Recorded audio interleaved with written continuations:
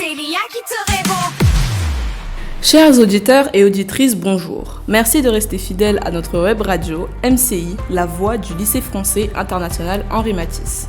Cette semaine, notre équipe de JRI est partie à la rencontre des élèves, du personnel et des professeurs du LFIHM dans le cadre de la semaine des lycées français du monde.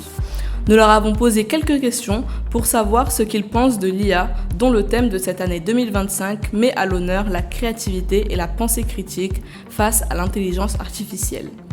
Nous vous proposons donc d'écouter quelques extraits de leurs réponses dans ce micro-trottoir, puis notre cher proviseur nous a fait l'honneur de conclure cette émission et à la fin, nous allons danser avec de la musique générée par l'IA, intitulée « L'IA en action ». Alors pour moi, la créativité, c'est une façon d'exprimer sa personnalité.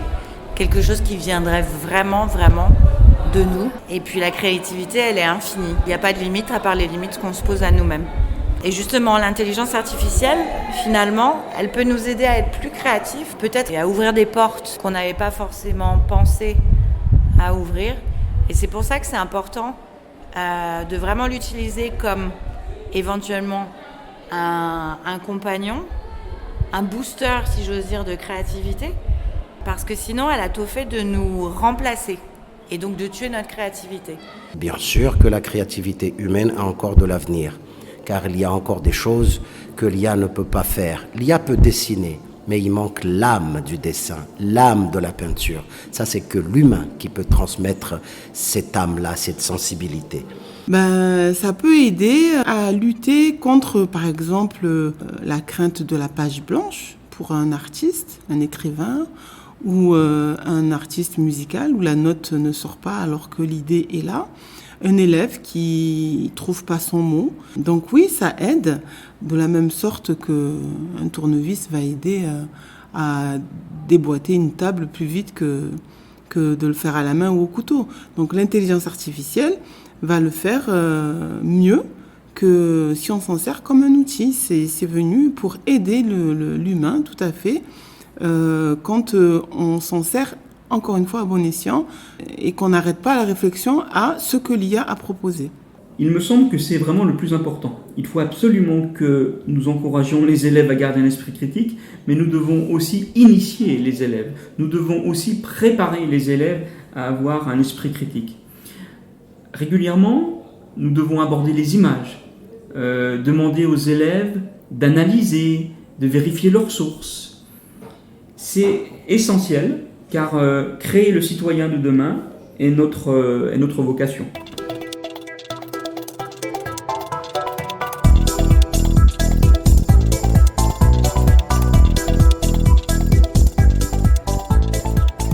Des réponses variées, parfois surprenantes, mais toujours pleines de réflexion. Ce que l'on remarque, c'est que chacun, à sa manière, perçoit l'IA comme un outil qui interroge notre rapport à la créativité et à la connaissance.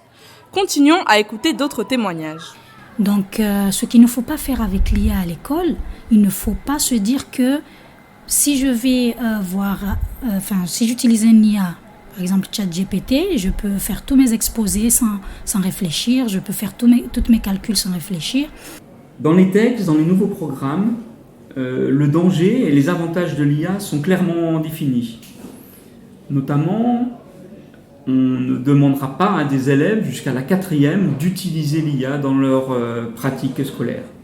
Il faut vraiment que nous respections les âges, la maturité nécessaire pour le faire. C'est pour ça que dans les programmes, il est vraiment prévu de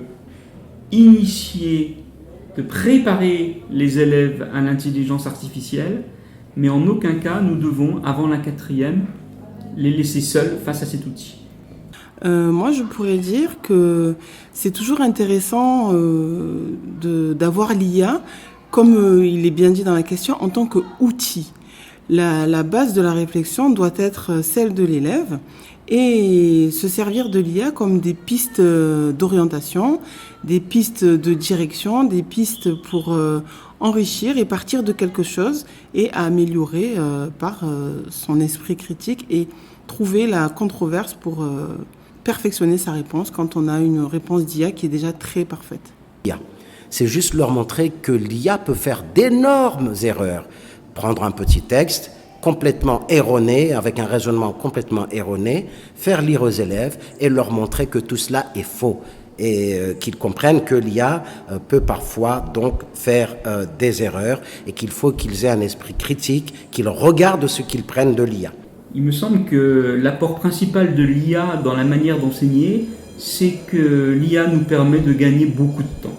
Toutes les tâches bureautiques, les mises en tableau, les présentations peuvent vraiment être raccourcies grâce à l'intelligence artificielle.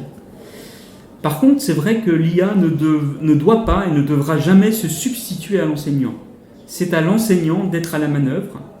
Et nous devons, nous, enseignants, rester maîtres des domaines de ce que nous apprenons à nos élèves. Il faut tout d'abord lire attentivement l'information en question et savoir déceler ce qui est écrit automatiquement de ce qu'un humain pourrait lui-même écrire. Par exemple, pour un article, l'IA n'écrira pas ou bien ne rédigera pas l'article de la même manière qu'un être humain la rédigerait. L'IA ne peut pas aimer, l'IA ne peut pas pleurer, ça c'est humain ça.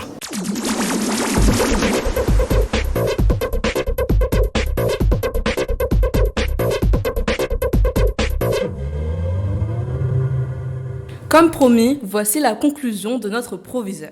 Pour ce qui concerne la thématique et le sujet de l'intelligence artificielle et de la créativité, je trouve que le sujet est très très actuel, très adapté à la dimension sociétale de l'époque. Et je voudrais aborder le champ de la créativité à travers la frustration. Pas faire du Freud de bazar, mais la créativité très souvent, elle est issue d'un sentiment, d'un vécu, de situation, de frustration. Et l'intelligence artificielle, la dérive possible, envisageable, déjà répandue, c'est qu'elles permettent d'exacerber la tendance vers, je dirais, le principe de plaisir plutôt que de réalité, avec les dangers de l'addiction, et notamment à certains niveaux de stade de maturation chez l'individu, notamment chez l'enfant et l'adolescent, avec l'addiction au smartphone, aux outils qui permettent d'accéder à l'intelligence artificielle et à tout ce qui est possible et envisageable en termes d'exploitation de l'outil à la place de. Donc il y a toute une dimension pédagogique, notamment en institution, à mettre en œuvre pour, je dirais, sur la balance, faire apparaître tout ce qui est évidemment positif, parce qu'il y a du positif. Évidemment qu'on peut aller plus loin dans la créativité quand, à l'origine, il y a déjà un socle créatif, mais quand il y a un socle de dépendance, de consommation rapide et d'addiction, il faut se poser la question du danger. Voilà. Donc, les structures mentales, le principe de plaisir, le principe de réalité, confrontés aux nouvelles technologies. Voilà, réflexion à porter. Voilà où s'achève ce micro-trottoir. Nous vous remercions de nous avoir écoutés et découvrir ensemble combien la créativité et la pensée critique restent essentielles, même et peut-être surtout à l'ère de l'intelligence artificielle. Continuons à nous interroger, à imaginer, à apprendre, car c'est aussi ça, l'esprit des lycées français du monde. Un lieu où l'on forme des esprits libres, curieux et ouverts sur le monde. C'était Marjane pour Mathis Comore Info, la web radio du LFIHM. À très bientôt pour une prochaine émission. Dans les circuits ça pulse fort, 0-1 qui danse encore. L'IA arrive, prépare ton décor. Clic clic boum, c'est l'IA qui débarque. Pas de magie, juste un peu de spark. L'IA c'est là où tout démarque. Clic clic boum, c'est l'IA qui débarque. Clic clic boum, c'est l'IA qui débarque. Clic clic boum, c'est l'IA qui débarque. Clic clic boum, c'est l'IA qui débarque. Clic clic boum, c'est l'IA qui débarque. Clic clic boum, c'est l'IA qui débarque. Clic clic boum, c'est l'IA qui débarque. Clic clic boum, c'est l'IA qui débarque. Clic clic clic clic clic clic clic clic clic boum, c'est l'IA qui débarque.